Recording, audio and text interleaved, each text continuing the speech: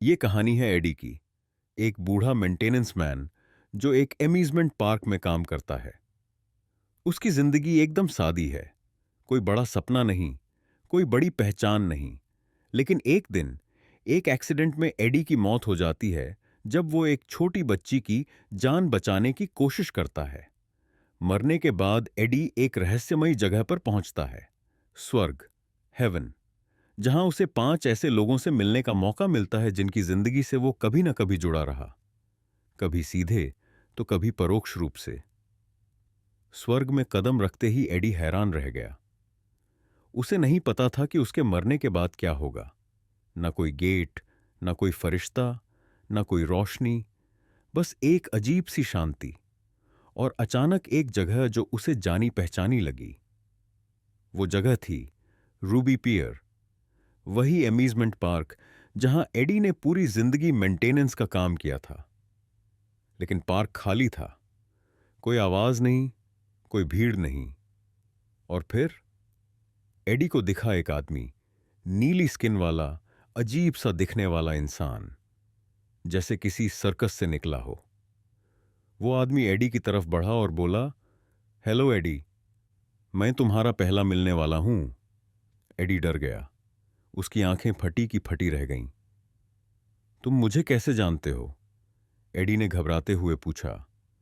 वो आदमी मुस्कुराया और बोला, तुम मुझे नहीं जानते, लेकिन मेरी मौत में तुम्हारा बहुत बड़ा हाथ है।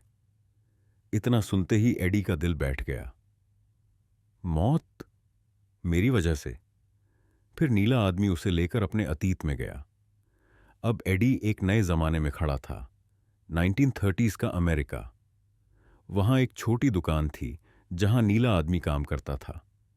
उसका असली नाम जोसेफ कोरवेल्सचिक था, एक साधारण आदमी, गंभीर, शर्मीला और अपनी ही दुनिया में खोया हुआ।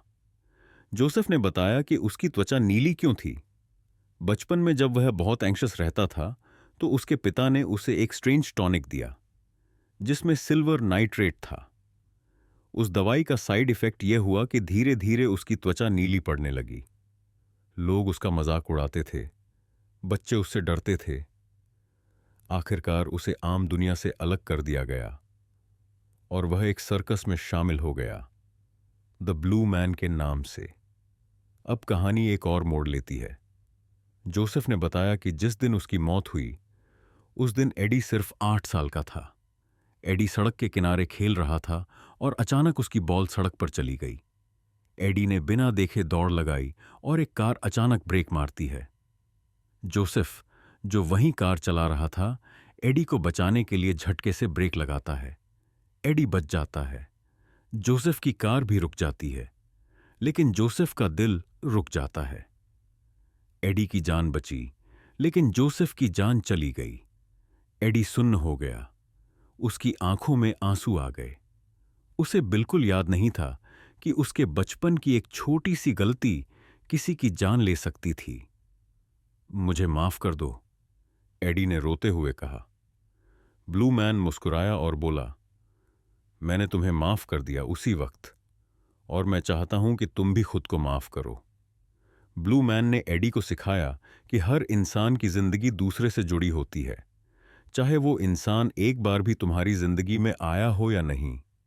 तुम्हारा एक छोटा सा एक्शन किसी और की जिंदगी का सबसे बड़ा मोड़ बन सकता है। Strangers are just family you have yet to come to know. मतलब, अजनबी वही होते हैं जिनसे हम अभी तक मिले नहीं, पर जिनकी कहानी में हमारा हिस्सा होता है। जोसेफ ने समझाया कि जिंदगी एक बहुत बड़ी टैपेस्ट्री, बुना हुआ कपड़ा की तरह है। उसमें हर धागा एक इंसान की कहानी है और हर धागा दूसरे से जुड़ा हुआ है। एडी का धागा भी जोसेफ के धागे से जुड़ा था, इवन जब उन्हें इसका पता नहीं था। एडी ने पहली बार अपनी ऑर्डिनरी लाइफ को एक्स्ट्रॉर्डनरी नजरों से देखा। उसे समझ आया कि इवन जब उसे लगा कि उसकी जिंदगी में कुछ भी खास नहीं हुआ, फिर भी उसका होना किसी और की कहानी में बहुत मायने रखता था।